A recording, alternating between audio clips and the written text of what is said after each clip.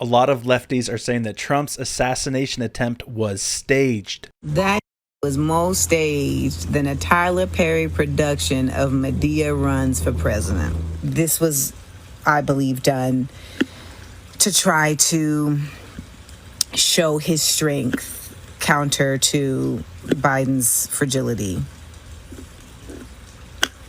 And they say right-wingers are the conspiracy theorists. I'd love you to tell that to the family of Corey Comparator, the former firefighter that died while shielding his family from gunfire. I've been a competitive shooter for the past 12 years, and I can tell you that this shooting was not staged. Let's break this down a little bit. If you want to really see something that said, take a look at what happened.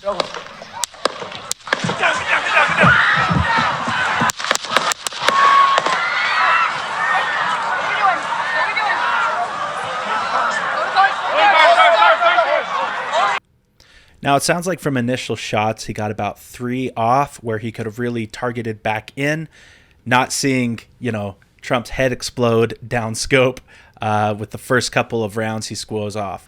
Geographically, they have the shooter at about 150, 160 yards out from Trump's position. This is one of my best targets at 100 yards, almost no windage, ideal conditions. You can see here in ideal conditions, 60 yards closer, I'm still hitting slightly off center. At 160 yards, a fraction of an inch could mean the difference between a pierced ear and an exploded melon. In my opinion, this was a catastrophic oversight and security failure by the Secret Service. In fact, there is footage of people yelling to local police officers that they see a gunman nearby. And that's a little bit... He's going down!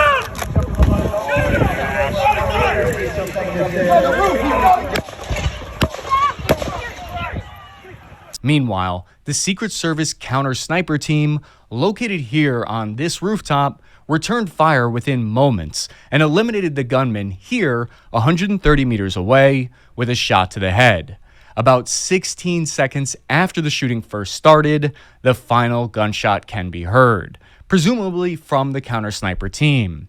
Tim McMillan put it this way, saying, quote, "People have wondered, how could the counter-snipers in the video not have seen the would-be assassin prior to him getting off a shot? This is because the area of responsibility for those counter-snipers on the roof behind Trump was very likely in the extended tier. Essentially, they were scanning for threats a great distances well beyond the roughly 150 meters the threat appeared."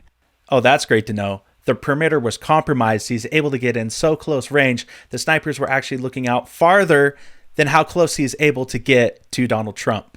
This is evidenced by the fact that the elevated counter-sniper has to dramatically drop his line of sight to respond to the shooter. 27 seconds after the first shot was fired, we see the next line of defense reach their positions. Members of the Secret Service more heavily armed counter-assault team, seen here in full black uniform, sporting SR-16 suppressed rifles, establish a security perimeter on the stage. They're looking for potential threats that are close quarters. We can see them scanning the up-close rows of the crowd from 0 to 100 meters, because they know the counter-sniper teams are scanning for threats beyond 100 meters. This is a satellite image of the venue where the rally was held at Butler Farms Showgrounds, near Butler, Pennsylvania. It's a wide-open outdoor field with ground level and rooftop visibility that extends over 100 meters in every direction. The gunman was able to somehow evade security and managed to get onto this rooftop here. It's about 420 feet or 130 meters away from the podium and stage where Trump was giving his speech. He was on a one-story building with a pitch that's probably about 25 feet in elevation. Law enforcement reported the shooter used an AR-style rifle recovered at the scene. This suggests that it's most likely a .556 round. If that's the case, with a scope, 130 meters is an incredibly easy shot for someone who knows how to shoot. The 6 to 8 bullets...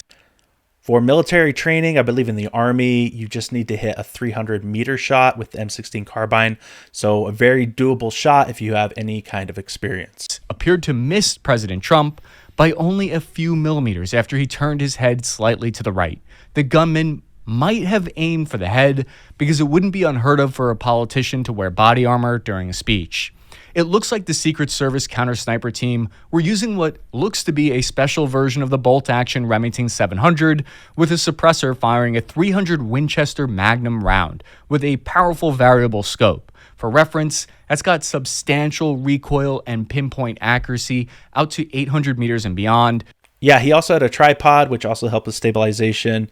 Like they said before, he had a variable scope, so chances are he had to adjust for some downage and then scope in on the shooter. There's a lot of criticism that the shooter wasn't taken out before he even got a shot off, but kudos to that sniper team. They dealt with him very quickly once the shots did start. To the point of what McMillan was saying earlier, this is the type of rifle that you'd be looking for extended range threats beyond 150 meters. This video posted on X of the counter sniper team has 15 million views, with people disagreeing on whether or not the would-be assassin took the first shot or if the counter sniper team fired first. So we definitely see the sniper here turning the barrel down, trying to sight in on the threat below. Took the first shot or if the counter sniper team fired first.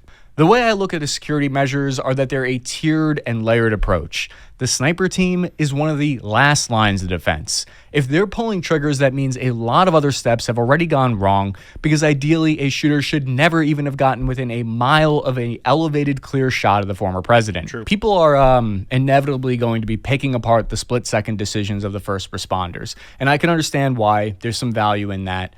But I think the more important question is, how much resources and funding were they given based on the tempo of their operations, and how big was Trump's Secret Service personnel detail? A lot of people on the left were crying for Trump's Secret Service protection to be removed after his felony conviction.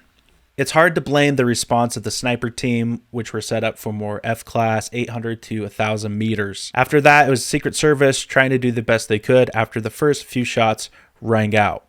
This was a dark day for America, for Republicans, and for those injured and killed at the rally.